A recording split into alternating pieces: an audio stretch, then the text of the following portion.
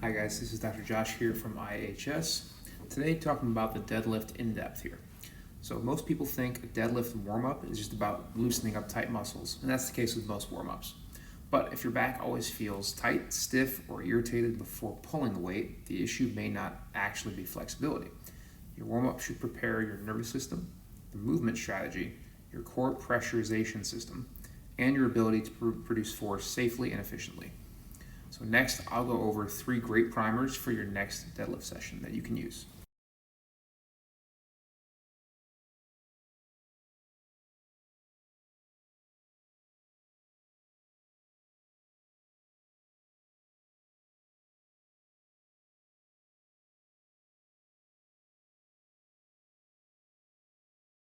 Okay, so with that first move, the hip car, it's not to aggressively stretch everything, but we're simply giving the body access to more movement options, particularly in the hip.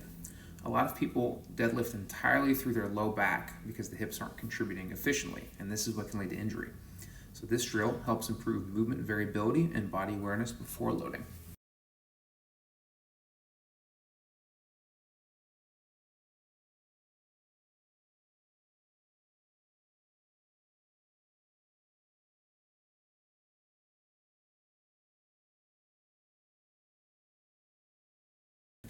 So with the next move, the McGill curl up, we want to create stability in that core.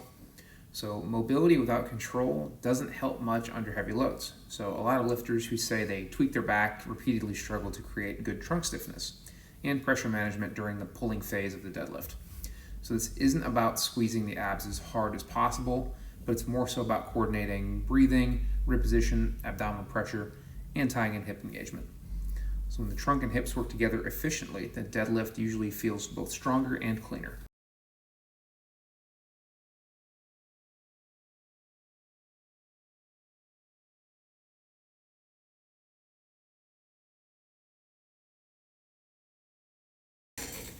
So our last move is the side bridge. So we're finally activating the glutes, or the prime mover of the deadlift.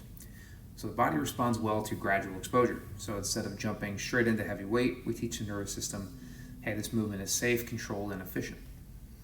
Now, this is also why rehab and training overlap far more often than people think. Good rehab should eventually look like training, and good training should include movement prep and recovery strategies. So as providers, we don't just want people out of pain. Of course, that's important, but we also want them to be resilient, adaptable, and confident doing the activities they enjoy. So if lifting is continuing to irritate your back, or if deadlifting is still a struggle, sometimes the answer isn't stopping the movement, but it's improving preparation and movement strategy.